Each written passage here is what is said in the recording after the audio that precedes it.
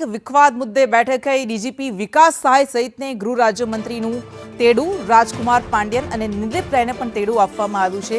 ડીજીપીની સૂચનાથી એસએમસીએ અરજી તપાસી હતી।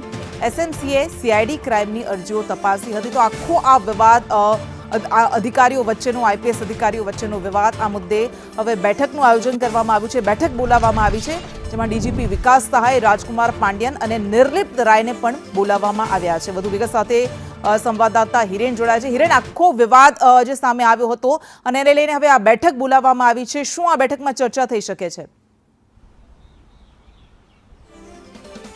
ડીજીપીના એક નિર્ણયથી ગુજરાત પોલીસની છબીને સીધી અસર થઈ એ પ્રકારનો નિર્ણય હતો કે એસએમસીએ સીઆઈડી ક્રાઇમની છેલ્લા 6 મહિનાની અરજીઓ છે એ તપાસવા માટેના આદેશો આપ્યા હતા ને એના પછી આખો વિવાદ ઊભો થયો હતો। જો કે ઇન્ટરનલ સૂત્રો કહી રહ્યા છે કે સિનિયર આઈપીએસ અધિકારીઓ એડીજીપી લેવલના અધિકારીઓને સારા પોસ્ટિંગની મહેચ્છા અને આંતરિક અસંતોષ જે હતો એના કારણે એક અરજી જૂના સમયમાં કરવામાં આવી હતી। એ જ કચ્છ કેમિકલની અરજીની જ્યારે ફરિયાદ નોંધાય છે પ્રેશર કરી અને જ્યારે કે હાલના ADGP incharge ADGP CID crime રજા ઉપર હોય છે ત્યારે ચાર્જમાં જેમની પાસે છે એમની પાસેથી પ્રેશર કરી અને એ કચ્છ કેમિકલની અરજીની ફરિયાદ નોંધવામાં આવે છે અને માત્ર એના બીજા જ દિવસ એટલે કે 28 તારીખે ફરિયાદ નોંધાય છે તો 2 દિવસ પછી આ ફરિયાદ નોંધવા માટે પૈસા લેવાયા છે એ પ્રકારની એક વધુ અરજી ડીજીપીને મોકલવામાં આવે છે અને એ અરજીના આધારે શનિવારે ડીજીપી એસએમસીને તપાસ સોંપે છે। બીજા જ દિવસે રવિવારે એસએમસી એ અરજીઓનો અભ્યાસ કરવા માટે જાય છે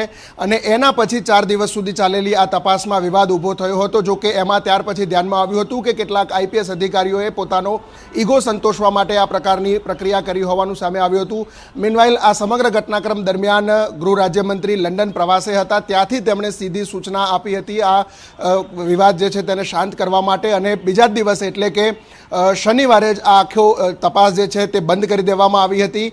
આજે લંડનથી પરત આવ્યા પછી ગૃહમંત્રી જ્યારે ઓફિસ પહોંચ્યા છે ત્યારે ડીજીપી વિકાસ સહાય, લો એન્ડ ઓર્ડરના એડીજીપી અને જે તે વખતે સીઆઈડી ક્રાઇમના એડીજીપી હતા એ નિર્લિપ્ત રાય રાજકુમાર પાંડ્યન અને તપાસ જેને સોંપવામાં આવી હતી એ નિર્લિપ્ત રાય પણ પોતાના અહેવાલ સાથે અહીંયા પહોંચેલા છે।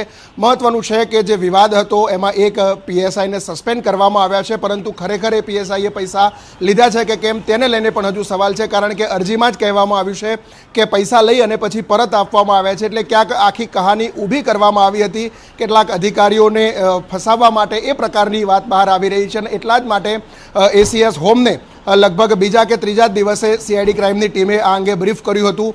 ગૃહ રાજ્યમંત્રીને પણ ફોન ઉપર માહિતી આપવામાં આવી હતી અને ગૃહમંત્રી આજે પહોંચતા જ ડીજીપી વિકાસ સહાય, રાજકુમાર પાંડ્યન અને નિર્લિપ્ત રાય આ ત્રણેય લોકોને બોલાવી આ અંગેની વિસ્તૃત ચર્ચા અત્યારે હાલ એમની સાથે ચાલી રહી છે। સીઆઈડી ક્રાઇમની કામગીરી સામે સવાલો કેટલાક આઈપીએસ અધિકારીઓએ જ ઊભા કર્યા હતા અને એ બાબતને લઈ વિવાદ ઊભો થયો હતો અને રિટર્નમાં તપાસ સોંપવામાં આવી હતી। જો કે ત્યાર પછી ડીજીપીના નિવૃત્તિ સમયે જ આ ઘટનાક્રમથી ડીજીપીની છબી છે એ પણ ક્યાંક ખરડાઈ હોય તે પ્રકારની સ્થિતિ પોલીસ બેડામાં ચર્ચાઈ રહી છે। જી, આભાર।